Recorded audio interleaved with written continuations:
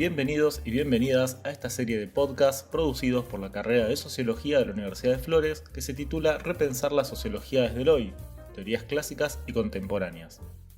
A lo largo de sus diversas emisiones estaremos abordando algunas de las perspectivas teóricas más influyentes en el campo de la sociología desde su periodo fundacional hasta nuestra actualidad. El objetivo es dar a conocer un conjunto de autores y autoras fundamentales en la historia de la disciplina, cuyo conocimiento resulta vital para quien se interese por el aprendizaje y el empleo del lenguaje sociológico. Específicamente, interesa preguntar, de manera introductoria, los componentes principales de sus marcos categoriales, reflexionando sobre su vigencia para comprender nuestra actualidad y examinando las críticas y los intentos de revisión teórica efectuados en los últimos años. Producen Pedro Giordano, Micaela Ciardielo, Julieta Gómez Ellis y Gastón Becerra. Conversamos con Pedro Giordano acerca de la obra de Talcott Parsons, uno de los últimos grandes teóricos de la sociología y una referencia central en la manera en que entendemos hoy la disciplina. Pedro es licenciado en Sociología, magíster en Investigación en Ciencias Sociales y doctor en Ciencias Sociales por la Universidad de Buenos Aires. Es docente de Historia del Conocimiento Sociológico II en la carrera de Sociología de la misma universidad y de Sociología General en la carrera de Sociología de la Universidad de Flores. Es investigador postdoctoral del CONICET y ha dedicado su investigación a los problemas de frontera de la teoría sociológica y la teoría social, con especial atención en los desarrollos de la teoría de sistemas de Talcott Parsons y Niklas Luhmann. Bueno, Pedro, contanos entonces, ¿por qué te interesaste en la obra de Parsons? Bueno, ante todo saludar y agradecer por la invitación. Considero que con Parsons sucedió un fenómeno único en la historia de la sociología y posiblemente irrepetible, que es que su perspectiva teórica alcanza un nivel hegemónico durante básicamente 2 décadas, entre la década del 40 y el 60, un posicionamiento que lo ubica como la principal referencia a nivel mundial durante 2 décadas y que justamente cuando empiezan a aparecer las primeras críticas a su perspectiva teórica, empieza un movimiento irrefrenable de crítica a cada uno de sus conceptos, una luz crítico a cada una de sus categorías. Entonces se produce el fenómeno inverso. ¿Sí? Lo que antes era hacer sociología con Parsons se convierte en un proceso de hacer sociología contra Parsons. Y justamente cuando yo me puse a las primeras incorporaciones de la perspectiva teórica de Parsons, uno ya tenía la crítica incorporada, ¿no? Entonces yo realicé el movimiento inverso. Fue como, ya conociendo las críticas, lo que me motivó fue la pregunta de, bueno, a ver por qué su teoría alcanzó ese momento de hegemonía, cuál fue el atractivo que tuvieron sus conceptualizaciones. Entonces, partiendo de las críticas, conociendo algunas de las principales críticas que se le habían hecho, algunos de los principales cuestionamientos, fue básicamente el movimiento inverso. Fue, bueno, a ver qué tiene Parsons para decirnos. Y a partir con esa concepción fui encontrando categorías que son sumamente pertinentes, no solamente para pensar a la sociología o para entender el proceso de institucionalización de la disciplina, sino sobre todo sumamente pertinentes para pensar nuestra actualidad. Contanos, ¿cuál sería el contexto histórico e intelectual en el que se da la obra de Parsons? Bueno, Parsons vendría a ser uno de los principales referentes de lo que es el periodo post-fundacional de la disciplina, ¿sí? O que conocido como luego de los clásicos, de los padres fundadores, de Marx, Weber y Durkheim. La sociología parsoniana presenta un movimiento teórico de sistematización de todo el conocimiento sociológico y es uno de los pilares fundamentales en lo que es la especialización de la disciplina, la demarcación de sus límites al interior de las ciencias sociales, al exterior con las ciencias naturales. Entonces, cada una de sus categorías y cada una de las problemáticas que aborda son fundamentales para que la sociología se consolide como una disciplina científica como la conocemos hoy en día. En ese sentido, el periodo histórico en el que emerge el pensamiento parsoniano lo podemos, básicamente se conoce como el periodo de entreguerras. ¿Sí? Parsons, su primer gran obra es La estructura de la acción social, publicada en 1937. A partir de ese momento, como les decía antes, su teoría se ve atravesado por un proceso inflacionario. Si hay una inflación de la teoría parsoniana, se convierte en una figura central y ocupa un lugar hegemónico en la academia estadounidense, en la Universidad de Harvard, y atraviesa todo este proceso, el proceso de consolidación de los Estados Unidos como la principal potencia hegemónica a nivel mundial. Entonces, en paralelo a la consolidación de Parsons, está todo este reordenamiento a nivel económico, político, cultural, a nivel mundial, que es justamente todo lo que empieza a suceder con la Primera y la Segunda Guerra Mundial. En ese sentido, la teoría parsoniana tiene algunas cuestiones por sí misma que la volvieron fundamental, pero también hay cuestiones que tienen que ver con las relaciones de poder que se dan dentro de la academia estadounidense, que refieren principalmente a que los principales teóricos o intelectuales europeos estaban siendo perseguidos por el nazismo, entonces terminaron emigrando a los Estados Unidos, y ahí por las relaciones de poder tuvieron que tratar de vincularse de alguna manera con la principal referencia sociológica, que era la de Talcott Parsons.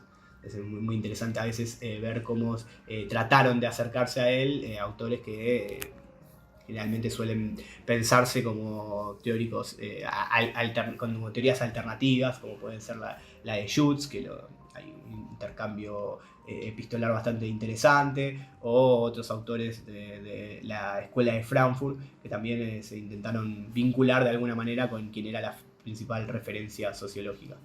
Hablabas acerca de un periodo post-fundacional. ¿Cuál sería entonces la relación, por ejemplo, entre el pensamiento de Parsons y un periodo fundacional? Bien, justamente en el texto que les decía antes, la estructura de la acción social, Parsons presenta lo que él llama la tesis de la convergencia. ¿Sí? Entonces dice, toda la tradición de la sociología converge hacia una sola mirada, que por supuesto es la de él, es su teoría voluntarista de la acción, y él lo que hace es vincular, ¿sí?, a lo que para él son los 4 autores más relevantes del presente, que son Marshall, Pareto, Weber y Durkheim. Justamente Weber y Durkheim, que son 2 de los 3 padres fundadores de la disciplina. Por supuesto, ahí faltaba la figura de Marx, que se le hicieron saber muy bien los críticos posteriormente, diciéndole, bueno, te olvidaste de poner en una misma categoría a uno de los autores más relevantes de la tradición sociológica, como es Carlos Marx, y sobre todo también eso se puede vincular con una de las grandes críticas que se le hizo posteriormente, que es, bueno, la de Parsons termina siendo una teoría centrada en el orden y que no logra observar su contracara, que sería el conflicto. Entonces se suele vincular mucho, sobre todo, bueno, justamente lo que fue la perspectiva de los teóricos del conflicto, que bueno, faltó en ese pensamiento de los clásicos, faltó darle un lugar central a la figura de Marx. Más allá de esta anécdota relacionada con el devenir de esta tríada de los padres fundadores, lo que hizo Parsons con el pensamiento clásico, o una de las cuestiones por la cual ha sido muy reconocido, es todo el trabajo de sistematización de las principales categorías que fueron sobre todo desarrolladas por Durkheim, por Weber, y por las tradiciones que Parsons en esta primera etapa intenta reconciliar. ¿Sí? Él habla de cierta tensión entre lo que sería una ciencia social de carácter más bien positivista, ¿sí? Y él la pone en tensión con lo que vendría a ser una corriente idealista. Y justamente cuando él plantea esta tesis de la convergencia, lo que dice, bueno, hacia donde tiende el pensamiento sociológico hoy en día con la teoría voluntarista, es hacia la superación de esta tensión, y para eso es fundamental la articulación entre una serie de categorías. Y por ejemplo, solamente para mencionar algunas, le reconoce a Max Weber haber dado con el esquema fundamental para pensar lo social, que así como las ciencias naturales se mueven o se desarrollan su conceptualización a partir de las ideas de causa y efecto, es una de las principales virtudes del pensamiento weberiano, ha sido proveerle a la sociología el esquema adecuado para desarrollar sus propias perspectivas, que es el esquema medio-fin. Entonces lo que hace es recuperar las categorías de medios fines de Max Weber y vincularla con otro tipo de categorías centrales, como pueden ser las normas, los valores comunes, ¿sí? Si quiere más de una raíz más durkheimiana. Lo que hizo Parsons en esta primera etapa de su pensamiento, en su teoría voluntarista, es vincular este acervo de conocimiento clásico y empezar a desarrollar un lenguaje sociológico propio, ¿sí? Dentro, y sobre todo recuperando lo que es para Parsons el principal objeto de estudio que tiene la sociología, que en una línea claramente weberiana, si bien luego le va a dar una vuelta de tuerco, en un principio dice, bueno, el objeto de estudio de la sociología es la acción social. Bueno, y justo estabas comentando acerca de las categorías que recupera, digo, de lo que él instituye en un primer momento como los primeros padres fundadores de la disciplina, que luego sabemos luego Anthony Giddens va a ser quien marque que es una tríada distinta, ¿no?, de la que propone Parsons.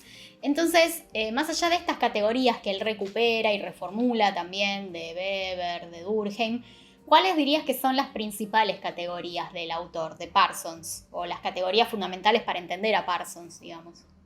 Parsons propone efectuar una teoría general de la acción. Esa podría ser la denominación más adecuada para caracterizar a su perspectiva. Dice, la teoría tiene que tener un carácter general, debe ser tan amplia como para poder evaluar, inspeccionar la más mínima interacción, como puede ser un encuentro cara a cara entre dos personas, hasta, por ejemplo, el cambio evolutivo en el devenir de la historia de la humanidad. Tiene que contemplar absolutamente todo lo que tenga que ver con lo social o todo lo que esté dentro del marco de referencia de la acción social.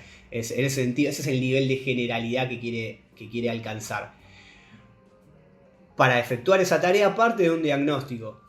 Es muy interesante, retomando también la línea durkheimiana, dice, la sociología es una ciencia inmadura. Dice, es una ciencia inmadura porque todavía no ha podido desarrollar su sistema teórico. Todavía no ha podido vincular conceptualmente a sus categorías. Es muy interesante la referencia también a lo mismo que hace Robert Merton, también un colega de Parsons, también uno de los principales autores de la rama funcionalista, y quizás después podamos hablar un poco más de ello. Dice, bueno, también dice, la sociología es una ciencia inmadura. ¿Por qué? Dice, bueno, en comparación con otras disciplinas, sobre todo están pensando en la física, todavía no tuvo las horas de trabajo necesarias para desarrollar su sistema teórico. Entonces, en ese sentido que piensan a la inmadurez. Entonces, la pregunta es, ¿cómo salir de esa inmadurez? Bueno, justamente fomentando el desarrollo de una teoría sociológica. Y esa teoría tiene que caracterizarse por el entrelazamiento entre sus principales categorías. ¿Cuáles son esas categorías? ¿O cuáles podríamos decir que son las principales componentes del marco de referencia de Parsons?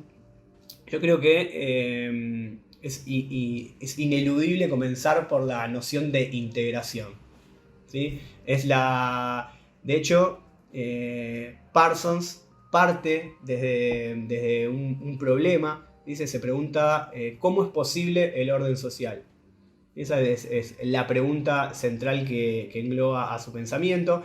Pregunta que fue luego retomada por Niklas Luhmann. Dice Luhmann en referencia a la pregunta que se hace Parsons. Dice, bueno, una disciplina, en contra de lo que puede decir un manual de sociología, dice, bueno, una disciplina no se hace a sí misma por delimitar un objeto de estudio propio o por desarrollar una metodología, sino que antes de ello necesita haber desarrollado un problema constituyente. Y en ese señalamiento dice, bueno, ha sido Parsons quien ha dado el paso fundamental al plantear la pregunta sociológica por excelencia, que es la pregunta acerca de las condiciones de posibilidad del orden social. A ese problema que Parsons fue abordando de distintas maneras a lo largo de su etapa y de su carrera intelectual, que tuvo distintas variantes, importantes variaciones, pero grandes continuidades. En esas grandes continuidades, la principal es que siempre dio respuesta a la pregunta por las condiciones de posibilidad del orden social a través de la categoría de integración. ¿Sí? Hay orden social porque los individuos que forman parte de una sociedad están integrados en torno a un conjunto de valores comunes. ¿sí? Esos valores comunes le permiten tener ciertas expectativas respecto al accionar del otro, que hacen posible reducir la doble contingencia, que Parsons la cataloga como un aspecto inherente de toda interacción. Bueno, mencionabas hace un rato esta cuestión de la doble contingencia inherente a toda interacción. Bueno, digamos, ¿a qué se refiere Parsons con este concepto? ¿Y qué tiene que ver con el orden? ¿O cómo se vincularía con el problema del orden?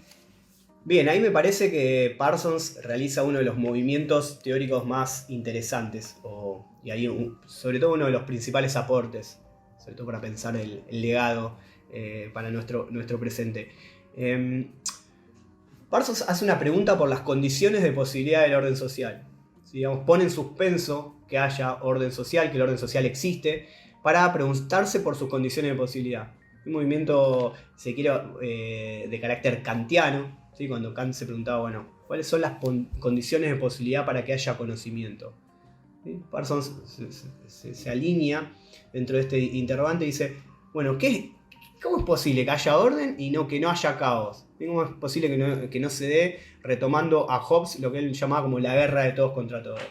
¿Sí? Dice, ¿cómo es posible que si los individuos están guiados por sus propias pasiones, ¿sí? O en este ideal hobbesiano donde el hombre es el lobo del hombre, ¿sí? Donde en este estado de naturaleza donde lo que rigen son las pasiones, dice, bueno, ¿cómo es posible dejar de lado las pasiones y que haya orden social? Esa es la pregunta sociológica. La respuesta, como les decía, siempre va a venir por el lado de la integración. Digamos, hay orden social porque los individuos comparten valores comunes, están socializados en torno a patrones comunes y sus comportamientos se vuelven esperables. Pero ahí Parsons lo que hace es un movimiento teórico muy interesante cuando incorpora la idea de contingencia. ¿Sí? Cuando introduce a su esquema teórico la idea de contingencia y de doble contingencia. Dice, a diferencia de cuando uno se vincula con los objetos físicos, ¿sí? Donde la contingencia se da de un solo lado, donde solamente impera la decisión de uno de agarrar un objeto, o cuando se vincula con otro tipo de objetos como pueden ser los objetos culturales, como puede ser el empleo de un lenguaje. La contingencia siempre es unívoca, siempre está de un solo lado, está en el lado del actor y en su decisión. Ahora, cuando él pasa al análisis de un esquema interactivo, donde entra en escena el otro, donde entra en escena el alter, ¿sí? El problema se reconvierte y surge lo que es la doble contingencia. ¿Sí? Acá contingencia en el sentido bien aristotélico, como lo opuesto a lo que es necesario, ¿sí? a lo que tiene que ser de una sola manera. ¿Sí? La contingencia significa que la respuesta no podemos saber la respuesta de antemano. Entonces, cuando un ego se encuentra con un alter, cuando un actor se encuentra con otro actor, uno no sabe cuál va a ser la reacción del otro. Y así se empieza a un devenir de contingencia, porque uno no puede saber cuál será el entrelazamiento de reacciones. ¿Sí? Entonces, dice Parsons, esto es inherente a toda interacción, en todo encuentro, ¿sí? con un alter, con un otro. No sabemos cómo va a reaccionar y no sabemos cómo será el curso de acciones futuras. Bueno, entonces, ¿cómo se reduce esa doble contingencia? Y ahí es nuevamente, que ahí es cuando se reconvierte la pregunta por el orden en una pregunta por la doble contingencia y una pregunta por las condiciones de posibilidad. Dice, bueno, lo que hay entre lo que comparten alter y ego, ¿sí? Antes de ese encuentro, en el momento en el que se encuentran, es una cierta complementariedad de expectativas. Si tienen expectativas que son complementarias, uno puede prever cuál va a ser la reacción del otro porque compartimos ciertas normas culturales en común, ¿sí? Entonces, en el encuentro entre dos personas desconocidas, digamos, ¿qué explicación daría Parsons ahí? ¿Cómo se pone en juego esto de la doble contingencia propia de la interacción? ¿Cómo es que llegamos a la integración? Digo, ¿dónde aparece todo eso? ¿Dónde juegan todos esos conceptos? Justamente lo que dice Parsons, bueno, en todo encuentro, en toda interacción, por más mínima que sea, como puede ser el encuentro entre dos desconocidos en la calle, impera una situación de doble contingencia. ¿Sí? La contingencia entonces se entendía en términos de aquello que no es ni necesario ni imposible. Es decir, que puede suceder, pero puede suceder siempre de otra manera. Entonces, dice, bueno, lo que ambos comparten, ¿sí? Son un conjunto de valores comunes. ¿Por qué? Porque ambos están integrados, ¿sí? Dentro de una sociedad. Entonces lleva a la pregunta acerca de, bueno, ¿cómo se integra? ¿Cómo dentro de un sistema social sus componentes, son los actores, están integrados, ¿no? Y ahí Parsons da dos categorías fundamentales, ¿sí? Que se conocen como los mecanismos que tiene a disposición el sistema social para lograr su cometido, su función social, que es la de integrar. El primero de ellos lo denomina la interiorización de valores, ¿sí? Categoría que viene del lenguaje freudiano, ¿sí? En esta incorporación que hace Parsons ya en 1951 en su obra El sistema social a lo que antes era la sociología, más de corte beberiano y durkheimiano. Lo que hace es incorporarle la perspectiva psicológica de Freud. Entonces entra el otro, pero el otro visto como un sistema de personalidad, ¿sí? También cuando empieza a abrazar esta perspectiva sistémica. Entonces, el otro, ¿sí? Es un sistema de personalidad, ¿sí? Tiene sus propias, tiene sus propias motivaciones, tiene su propio conocimiento de la situación y trata siempre de obtener el máximo de gratificación de un encuentro. Y lo mismo pasa tanto para Alter como para Ego. Entonces, acá aparece el primero de los mecanismos que Parsons va a llamar el de interiorización de valores, ¿sí? Esto significa que una persona, un ego, ha incorporado un patrón cultural, ¿sí? Por ejemplo, ha aprendido a hablar un lenguaje, y eso se hace por vía de la socialización. Esa es otra de las palabras claves y uno también de los primeros que empieza a sistematizar esta idea de socialización.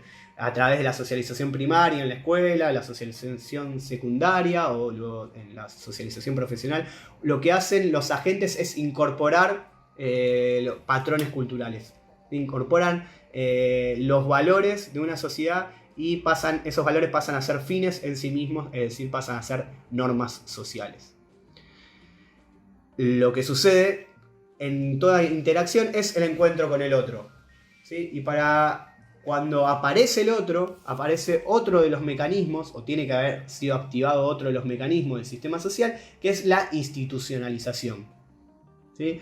Dice Parsons, un patrón está institucionalizado, ¿sí? Cuando rige las expectativas de los componentes de una interacción. Entonces, en un encuentro cara a cara, ¿sí? Por ejemplo, uno llega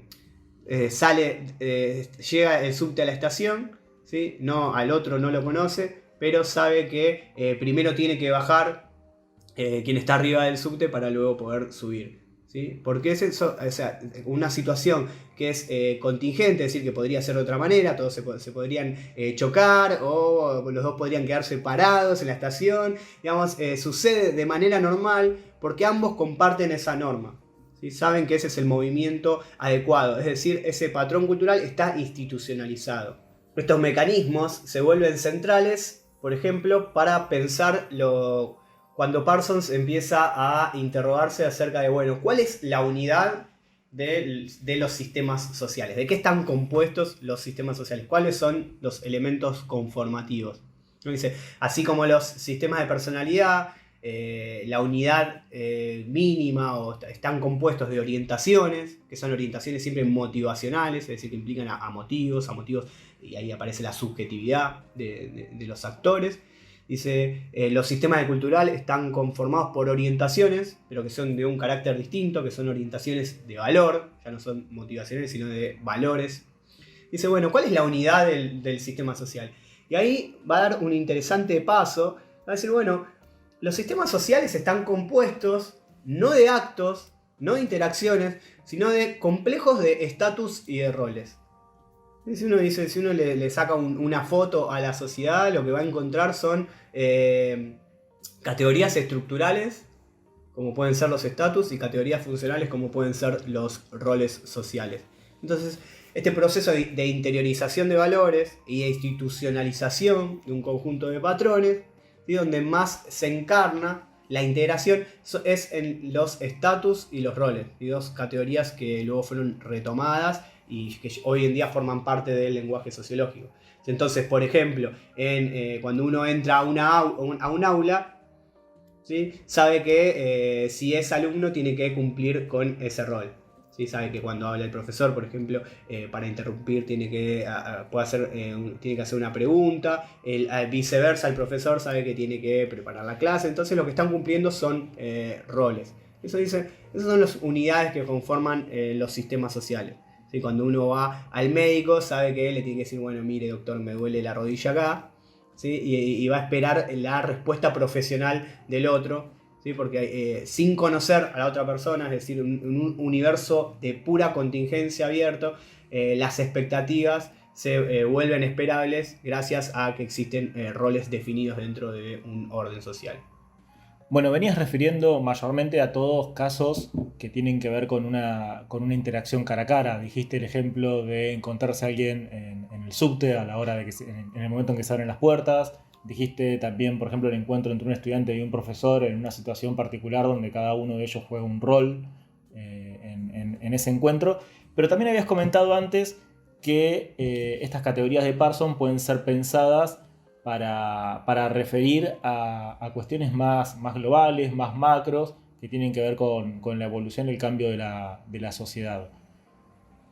¿Cómo te parece que podríamos aplicar o cómo es que Parsons da ese salto entre las situaciones de interacción a una mirada más global?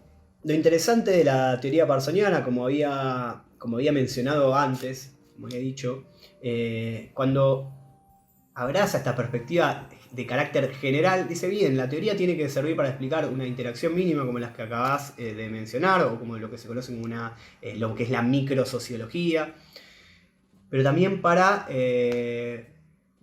fenómenos como pueden ser macrosociológicos, como más adelante de su carrera empieza a dar cuenta de los fenómenos, por ejemplo, de interrelación entre el sistema económico y el sistema político. Lo interesante es de nuevo rescatar esta idea de la pregunta por la doble contingencia, porque es una pregunta central cuyo nivel de abstracción nos permite iniciar la indagación de cualquiera de los dos fenómenos. Si en una perspectiva microsociológica nos preguntaríamos cómo se reduce la doble contingencia en un encuentro cara a cara, y a nivel macrosociológico la pregunta es la misma, cómo se reduce la doble contingencia, pero ya no a nivel de alter ego como dos personas que no se conocen, sino como el encuentro entre el sistema económico y el sistema político. ¿Sí? Se reproduce una situación análoga. ¿Sí? La economía no sabe cómo va a reaccionar la política a su propia acción y viceversa. Entonces la situación es doblemente contingente. ¿Sí? Y de nuevo, lo interesante son todas las categorías que Parsons empieza a poner en juego, ¿sí? En el centro, para dar cuenta de, bueno, es posible reducir la doble contingencia porque están integradas en torno a valores comunes. En ese sentido hay otro desarrollo muy interesante que para pensar estos fenómenos macrosociológicos, y también es una de las innovaciones que realiza Parsons a la sociología y que hoy en día fue alguna de las que, si se quiere, en este alud crítico que sacudió todas las categorías de la teoría general de la acción, que menos críticas obtuvo, es su teoría de los medios de intercambio. ¿Sí? Parsons dice que la sociedad moderna, ¿sí? Es una sociedad funcionalmente diferenciada, es una sociedad donde, por ejemplo, conviven el sistema económico con el sistema político, el sistema científico, el arte, el derecho, ¿sí? Todos entre sí se interrelacionan en situaciones de doble contingencia. Dice, para resolver sus propios problemas funcionales, es decir, para poder satisfacer su propia función, sus necesidades funcionales, han desarrollado a lo largo del tiempo y evolutivamente medios de intercambio propio. ¿Sí? Por ejemplo, para que el sistema económico pueda cumplir con su función de adaptar a la sociedad, por ejemplo, con el medio ambiente, proveyendo bienes y servicios, ha conseguido un logro evolutivo único, como es el desarrollo del dinero. ¿Sí? El dinero es un medio de intercambio que tiene propiedades simbólicas, que le permite reducir la doble contingencia dentro de sus límites. ¿Sí? Digamos, pensemos en una mínima, de nuevo estamos con las interacciones cara a cara, piensen en en que uno va, por ejemplo, al kiosco a comprar una botella de agua y dice, bueno, ¿cómo se reduce la doble contingencia? Uno no le tiene que explicar al kiosquero, mire, este es un billete que usted tiene valor de uso, pero también tiene valor de cambio, usted lo puede utilizar en otras circunstancias. No, toda esa complejidad ya está reducida gracias a este medio de intercambio que es el dinero. Uno solamente pagándole lo que vale a la botella al kiosquero, el kiosquero va a entender perfectamente que usted lo que quiere es obtener ese bien y se reduce la doble contingencia en una interacción que puede durar 1 minuto. Y eso dice Parsons, es uno de los logros evolutivos que ha desarrollado la economía. Lo mismo sucede al interior del sistema político con el medio del poder. ¿Sí? El poder tiene una esencial capacidad para reducir complejidad entre los límites del sistema político. Parsons nos va a hablar de la influencia dentro de lo que llama la comunidad societaria y los compromisos de valor dentro del sistema cultural. Bueno, venías aludiendo a la idea de sistema, hablabas tanto de sistema cultural, sistema social, sistema económico, sistema político, pero también referías a la teoría como un sistema. Entonces, bueno, la pregunta es, ¿a qué refiere Parsons cuando utiliza la categoría sistema? Otro de los grandes movimientos teóricos que realiza Parsons en el correr de su trayectoria intelectual es la incorporación a su propia perspectiva de lo que es lo que se conoce como la teoría general de sistemas.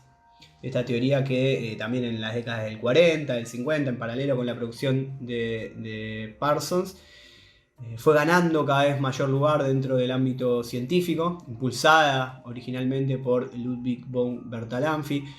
Parsons recupera esa idea de sistema, de hecho el empleo que hace es bastante similar. ¿Sí? Él empieza lo que propone la teoría de sistemas a grandes rasgos es proponer a la categoría de sistemas, ¿sí? Como un ámbito como una conceptualización capaz de fomentar la interrelación entre las diversas disciplinas. ¿Sí? Entonces uno puede pensar a los sistemas dentro de la sociología, dentro de la biología, dentro de la física. ¿Sí? Ese es el principal atractivo que tiene la noción de sistema. Parsons la incorpora, ¿sí? El sentido que le da es el sentido típico de esa época, que es el de elementos interrelacionados. ¿Sí? Las relaciones entre los elementos es lo que hacen y conforman a un sistema. Luego él va a hablar, también va a empezar a hablar de sistemas complejos. ¿Sí? Sistemas complejos que están diferenciados a su interior, y una de las innovaciones que él realiza, ¿sí? muy en línea con lo que es la antropología de Malinowski y de Radcliffe Brown, es vincularlo con su perspectiva funcionalista. Entonces dice, cada uno de los elementos de un sistema tiene que cumplir una función específica. ¿Sí? De ahí deviene lo que es lo que ha sido conocido como el modelo ágil o esquema ágil, que es vendría a ser el último peldaño de su construcción analítica. ¿Sí? Dice, bueno, el ágil lo que nos permite es ver cómo todo sistema tiene que cumplir 4 funciones. ¿Sí? La función de adaptación, la función del logro de metas, la función de la integración, que era la que venía haciendo referencia previamente, y la función de la latencia. ¿Sí? Esto, por ejemplo, se ve muy claro cuando él aplica el ágil a el sistema social y dice, bueno, dentro de un sistema social quien cumple la función de adaptación es el sistema económico. Dentro de un sistema social quien cumple la función del logro de metas, que ahora pasan a ser colectivas, es decir, de toda la sociedad, es la política. Quien se encarga de la función de integración es la comunidad societaria, ¿sí? Proponiendo un neologismo que lo que trata es de unir justamente a los lazos comunitarios con los lazos societarios, ¿sí? Y finalmente, quien se encarga de cumplir la función de la latencia es el sistema fiduciario o subsistema cultural. Entonces, un sistema, el social es un sistema compuesto de 4 subsistemas interrelacionados entre sí. Esta idea de incorporar la idea de sistemas a la sociología, si se quiere, es uno de los principales legados del pensamiento parsoniano, ¿sí? Porque hoy en día o contemporáneamente hay ya una línea con más de 70 años de producción que es la que se dedica a la teoría de sistemas sociales, donde uno de los principales continuadores es el sociólogo alemán Niklas Luhmann. ¿sí? Niklas Luhmann, que se posiciona respecto a la sociología parsoniana, tratando de resolver algunas de las aporías que habían quedado abiertas, pero se alinea directamente y él va a llamar a su propia perspectiva como la teoría de sistemas sociales. Bueno, te estabas refiriendo a la teoría de los sistemas sociales y mencionaste que de alguna manera Parsons es retomado o continuado por un grupo de sociólogos de décadas siguientes, entre los que mencionabas también el trabajo de Niklas Luhmann, por ejemplo. Este grupo de sociólogos, que en tu opinión, ¿cuál te parece que es el principal crítica, la principal revisión que hacen a la obra de Parsons? Y en base también un poco a este retrabajo que se hace del pensamiento de Parsons, ¿cuál crees que es hoy por hoy su estatus, su lugar dentro de la teoría sociológica? Bien, entre las décadas del 40 y el 60, como les había mencionado, como es bien conocido, es el periodo que se conoce como el de la hegemonía de la teoría parsoniana. Un periodo de relativa estabilidad, como menciona uno de sus principales seguidores, que es Jeffrey Alexander. Y a partir del 59, sobre todo con el famoso libro crítico de Ray Mills, La imaginación sociológica, se abre un periodo que, como les mencionaba, es la contracara, ¿sí? Donde lo que empieza a predominar es la crítica que no deja resquicio de la obra parsoniana sin sacudir. Básicamente las críticas fueron muchas, pero yo las suelo organizar en algunos grandes campos. Por ejemplo, una de las principales ha sido que, como Parsons puso en el centro de la escena el problema por el orden, ¿sí? Se había olvidado de su contracara, que es el conflicto. Entonces de hecho hay una teoría que explícitamente se denomina la teoría del conflicto. En este sentido también, obligado a ello, se le fue diciendo, se le dijo que que defendía una posición política conservadora de lo que es el status quo. Eso, pues, si quiere, más a nivel político. Luego, lo que se le dice es que si bien la teoría parsoniana empezó pensando en el actor o en la voluntad del actor, ese voluntarismo se fue perdiendo cuando justamente abraza la perspectiva sistémica y se fue volviendo cada vez más abstracta y priorizando cada vez más los aspectos estructurales o de cómo la sociedad se impone por sobre el individuo. Entonces ahí lo que surgieron es la famosa, se puede resumir con la famosa crítica de Harold Garfinkel. Dice, bueno, parece que el individuo en Parsons es un estúpido cultural, que lo único que hace es reproducir normas y valores sin ningún tipo de reflexividad. Entonces lo que empiezan a surgir son perspectivas más centradas en el ser y el hacer de los individuos, como puede ser la fenomenología de Schutz, está la metodología de Garfinkel, el interaccionismo simbólico, así que pone el foco de atención en la interacción. Y un último nivel de la crítica, que ya es más a nivel lógico o epistemológico, que es sobre todo el que hizo el positivismo lógico, dice, bueno, el carácter de las explicaciones de orden funcionalista no logra su cometido principal, que es explicar, porque termina cayendo en tautologías o teleologías. Entonces no logra, como les decía, cumplir con este cometido. No explica y mucho menos puede predecir que sería el ideal último, por supuesto, para este positivismo lógico. Bueno, creo que eso fue lo que predominó, el contexto que predomina entre los 40 y los 60. ¿Sí? A partir de ahí se empiezan a surgir lo que se conoce como las perspectivas sintéticas, los intentos sintéticos o superadores, como los de Giddens, como los de Bourdieu, como los de Habermas en Alemania, las perspectivas micro y macro sociológicas más de carácter estadounidense. Y lo que solía suceder, o por lo menos lo que veo, es que se toma dos actitudes distintas respecto a Parsons. Una es el olvido, está vinculada a haber tomado estas críticas por ciertas, y lo que hicieron es dejar en un lugar totalmente relegado a la teoría parsoniana.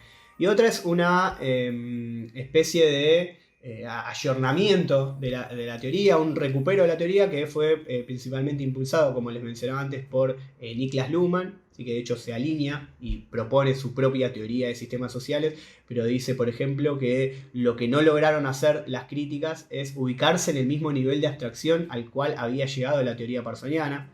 Entonces Luhmann dice, bueno, tenemos que recuperar esa ambición teórica, por supuesto, tratando de subsanar lo que fueron errores teóricos o algunas aporías que quedan abiertas. También Jürgen Habermas recupera sobre todo lo que es esta idea del esquema ágil, ¿sí? Esta sociedad dividida en sistemas y lo que Habermas va a denominar el mundo de la vida. ¿Sí? Sobre todo con su teoría de la modernidad, que dice, bueno, en la actualidad lo que hace los sistemas, sobre todo el sistema económico y el político, es colonizar al mundo de la vida. Y también fue recuperado por estas perspectivas que tratan de vincular lo micro con lo macro sociológico, sobre todo por Jeffrey Alexander, uno de los principales seguidores de Parsons, aunque hoy en día se ha volcado hacia una sociología cultural un poco más crítica. Y después tenemos otros autores, como puede ser el caso de Munch, que lo que hizo es seguir aplicando el ágil, ¿sí? El esquema ágil, este modelo teórico, a distintos fenómenos contemporáneos. En ese sentido hay cierta recuperación del pensamiento parsoniano. Otra cuestión es preguntarse, bueno, cuál es el lugar que tiene Parsons, y ahí es muy interesante una apreciación que tiene otro de los seguidores de Parsons, que es un sociólogo griego que se llama Mousselis, que dice, Parsons lo que fue, lo que siguió al periodo post-fundacional, y el principal legado de Parsons es que es el fundador de lo que se conoce como la teoría sociológica.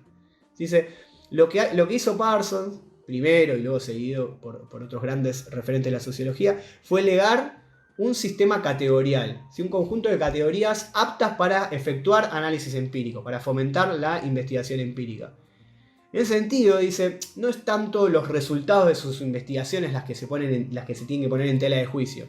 Si uno puede estar en desacuerdo con su perspectiva evolutiva, que termina ponderando el modelo cultural de los Estados Unidos, o uno puede criticarle que su perspectiva del orden puede haber sido terminado legitimando el status quo. Dice, lo que importa, dice, no son los resultados o sus hallazgos empíricos, sino todas las categorías analíticas que le lega a la sociología, y que lo que sirven son especialmente aptas y útiles para guiar las investigaciones empíricas.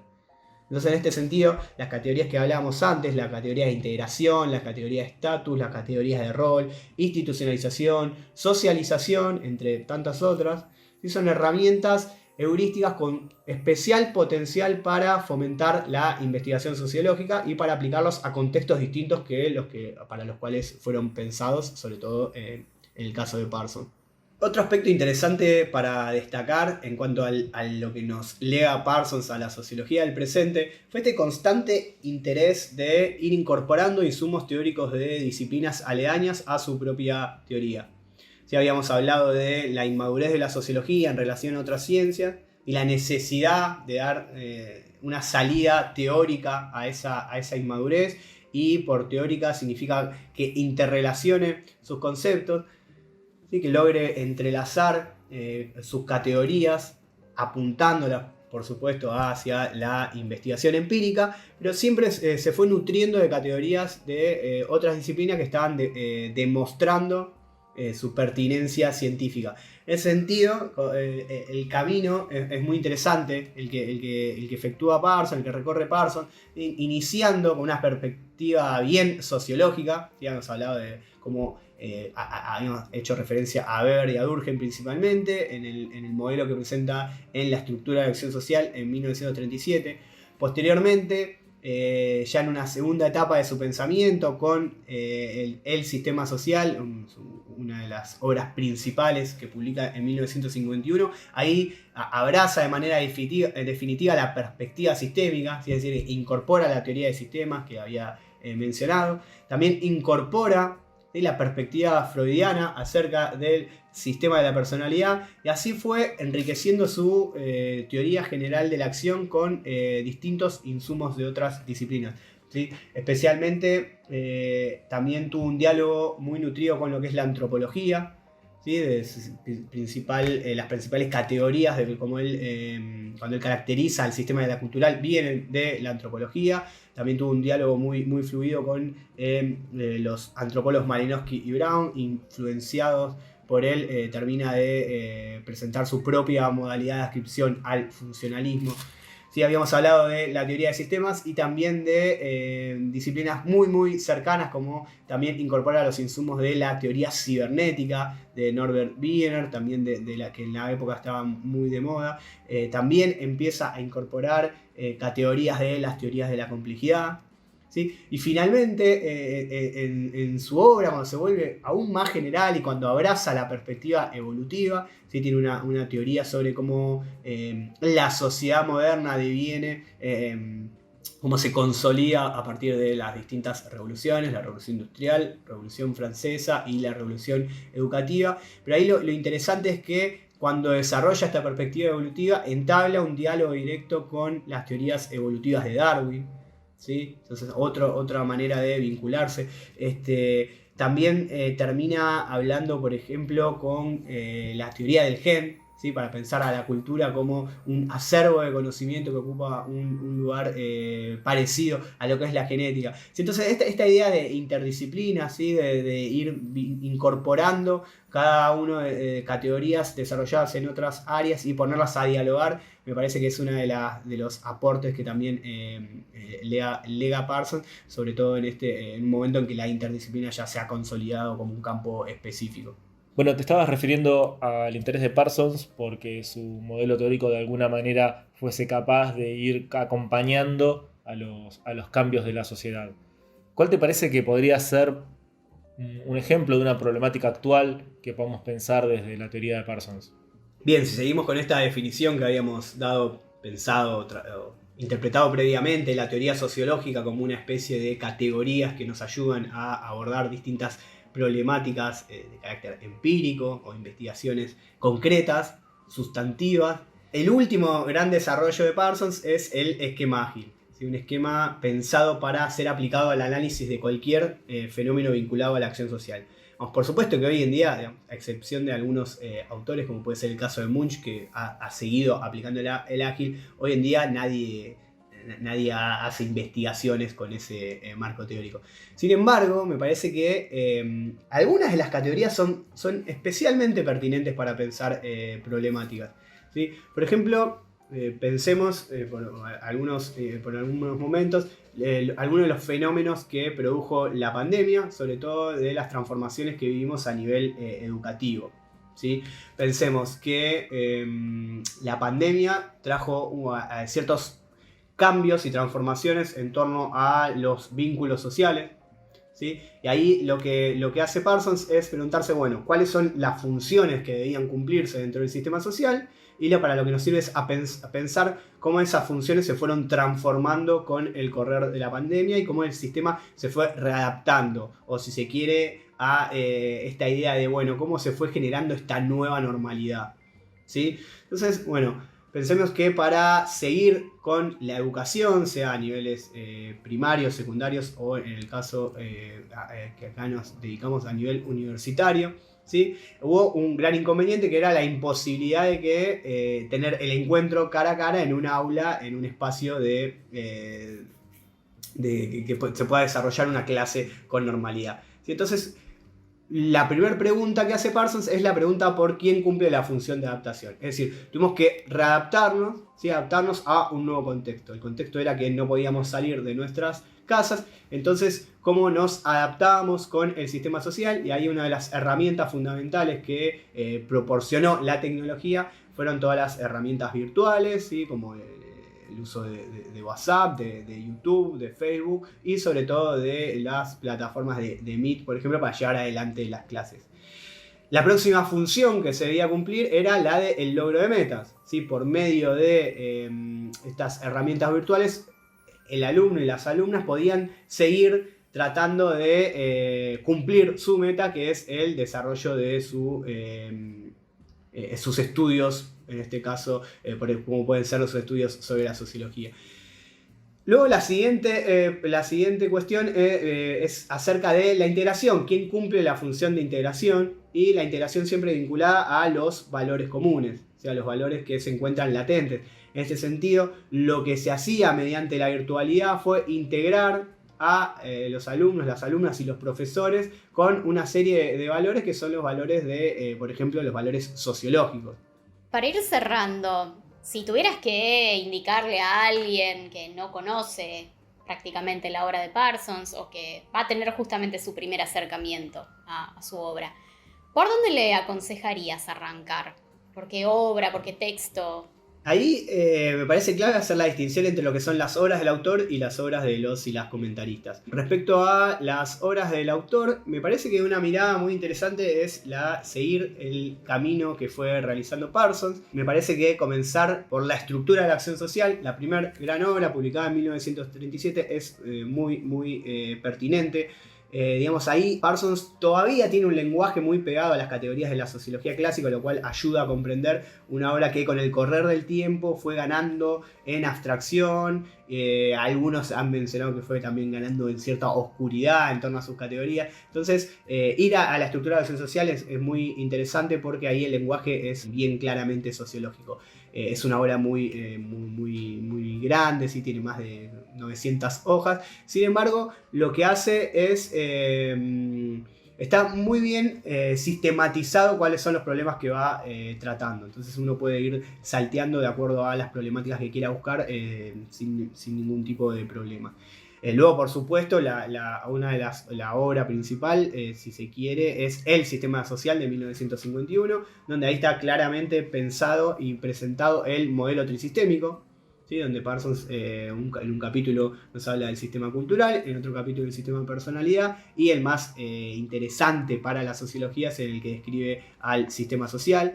Este libro ya ahí tiene una perspectiva más sistémica y el lenguaje se vuelve un poco más abstracto, con categorías que es necesario pensar y repensar y digerir, es decir, tomarse su tiempo para tratar de entenderlo. Y bien, otro de los problemas que tenemos con el lenguaje castellano es que no todas sus obras están traducidas, pero uno puede encontrar en ya la fase final de su obra en dos libros donde presenta su perspectiva evolutiva, donde donde da cuenta del devenir de la sociedad moderna, y ya ahí, como les mencionaba previamente, se mete con algunas problemáticas más conocidas, como pueden ser la Revolución Industrial, la Revolución Francesa, la Revolución Educativa. Así que creo que esos libros... son muy... seguir esa línea temporal es bastante útil.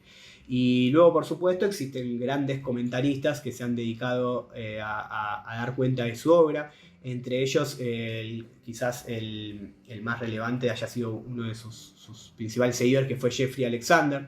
Sí, tiene varios trabajos, va dando cuenta del devenir de la teoría general de la acción, y sobre todo ahí hay interesantes discusiones que se centran en la identificación de distintas etapas. Así que pensar un poco cuáles son las etapas, meterse en esa discusión siempre es un poco es útil para ir entrándole a un pensamiento que puede ser en una primera instancia de difícil acceso, pero una vez que uno se familiariza con su jerga, con sus categorías, con sus conceptos, es bastante entendible y es fructífero atravesar su lectura.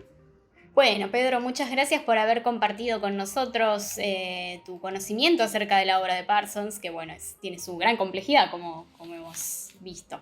Bueno, muchas gracias a ustedes por la invitación y felicitarlos por esta idea de los podcasts, que puede ser muy útil para el acercamiento, para gente que no conozca sobre estos autores de difícil acceso. Me parece que es una idea muy original para tratar de crear puentes entre aquellos interesados y estos autores. Repensar la sociología desde el hoy, teoría clásica y contemporánea, es un podcast producido por la carrera de Sociología de la Universidad de Flores con el apoyo del programa UFLU Innova de la Secretaría Académica. Nuestro objetivo es dar a conocer los principales autores y autoras de la teoría sociológica clásica y contemporánea y los componentes centrales de sus marcos categoriales, reflexionando sobre su vigencia para comprender nuestra actualidad y examinando las críticas y los intentos de revisión teóricas realizados en los últimos años. Producen Pedro Giordano, Micaela Ciardielo, Julieta Gómez Celis y Gastón Becerra.